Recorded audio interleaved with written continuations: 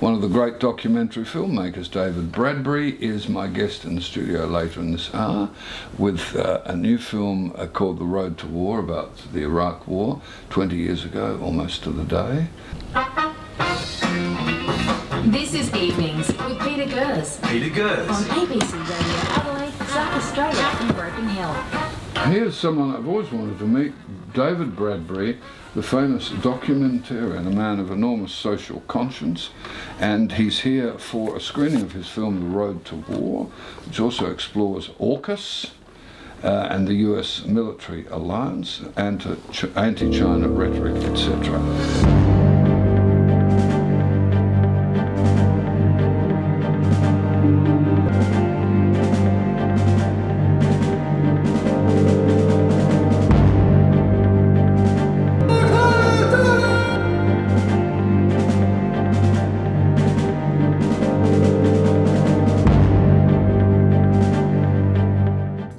David Bradbury, a documentarian, who's filming this as we speak and is about to come round and be interviewed as he frames the shot. Here he is.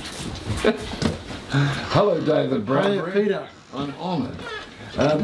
You're a one-man band with these films. I am indeed. Well, most of the time, but I had a good small team that helped me edit the film and get it up to the professional standards that it is to be able to present it. We finished editing it just a week ago. The buck stops with me.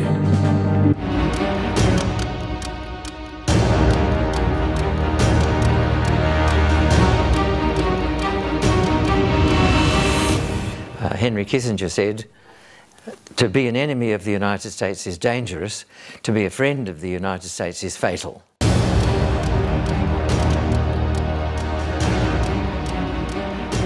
Your latest film, which is screening at the Capri on Wednesday night, is The Road to War, and it looks at, well, our present situation. You're very anti-nukes, you're anti-AUKUS. Why? Tell us, David. Basically because I think that every war we've got into with America since the Second World War, Korea, Vietnam, Afghanistan for 20 years, which we abandoned just overnight last year when Biden said, "I'm getting out," and 2 wars in Iraq. They've all been disasters, Peter. And when the Foreign Minister sits in her chair, and when the Defence Minister sits in his chair, they speak for the country. Polls show that notwithstanding our concerns or grievances, Australian people do not want to be involved in a conflict between the United States and China. Young people in particular want this country to remain neutral. The possibility of existential threat from nuclear war is very real, and the more casually it's talked about, the more it is normalised. And that's the first danger. The second existential threat is clearly climate change, and we are just beginning to see the effects of that, or rather, in rich countries, we're just beginning to see the effects of that.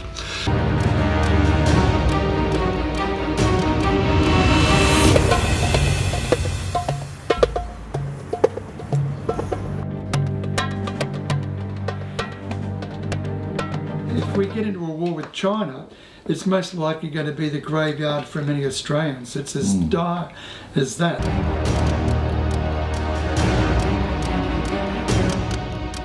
A nuclear war involving only a fraction of the nuclear weapons that exist in the world today would be so great that there'd be blocking of sunlight, reduction of rainfall, agricultural impacts on the world's main food crops, rice, corn, soy, wheat, with the result being global famine.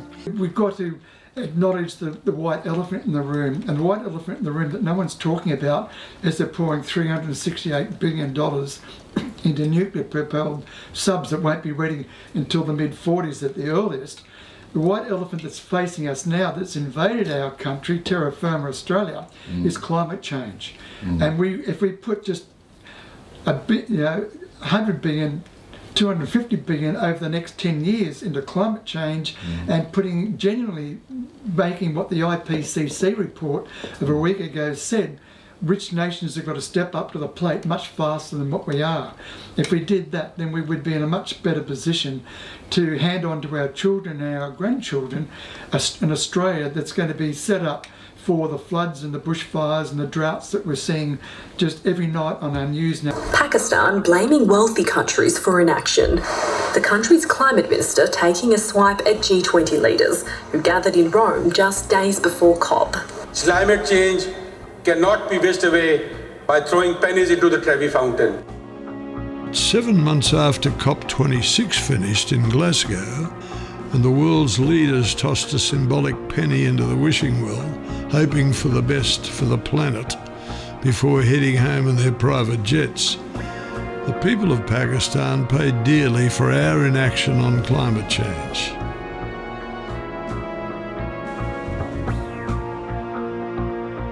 You've been doing this a long time, David. How long? 40 years? I made Frontline after I finished at the ABC in the 70s. From the filmmaker who made Frontline, about the legendary Vietnam War cameraman Neil Davis. And crashed through that gate. What motivates you? You know, you've been a warrior for truth all these decades. I was cursed with the name David by my fundamentalist Christian parents. Yes. So David and Goliath, which is a story I grew up on, and basically had a big influence, seriously, about my looking at the bullies of this world. Directed the multi-award-winning film Nicaragua No Pasarán, about the Sandinista revolution in Central America, which the CIA and Ronald Reagan tried to stamp out. I went to the university, ANU, in 1970, height of the Vietnam War, conscription. My marble didn't come out, fortunately.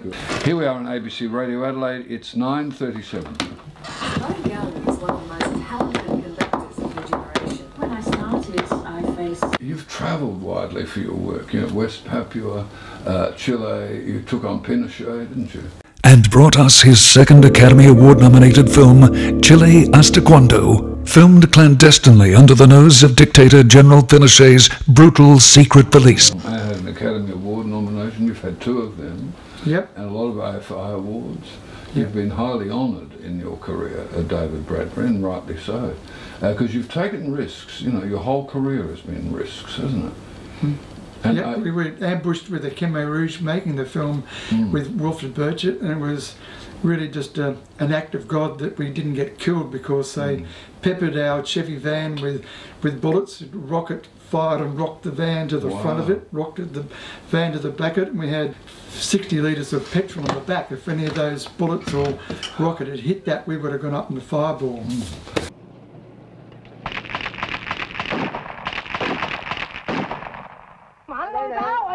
Nằm xuống đi.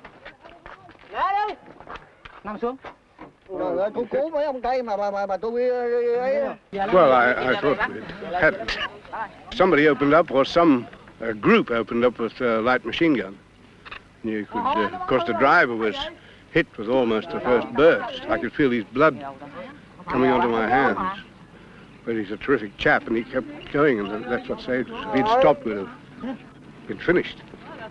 And I remember one great shock, and I thought we'd been hit by a heavier weapon. The blood was pouring down from the driver. I was amazed that he could keep going. We are being set up to be the patsy, and it will be dire, because China is not the Taliban, it's not Saddam Hussein or Gaddafi and so on. It's a nuclear-powered state, and ironically, our biggest trading partner. As a Trident II re-enters the atmosphere at speeds of up to Mach 24, it splits into up to 8 independent re-entry vehicles, each with a 100 or 475 kiloton nuclear warhead.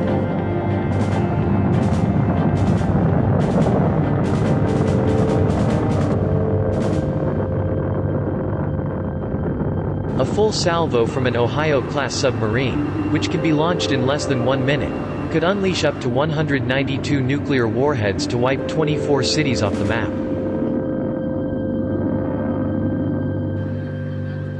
What possible excuse is there for such monstrous, nation-destroying weaponry? That's a good question to ask again of you, Prime Minister Albanese. What possible excuse could there be for such monstrous, nation-destroying weaponry to be used?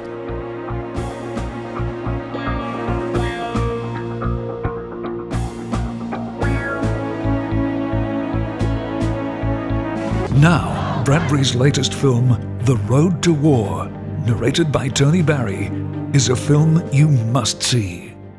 Go tell those old men, safe in bed, we took their orders and are now dead. Albo, contemplating going to war. Why, Albo?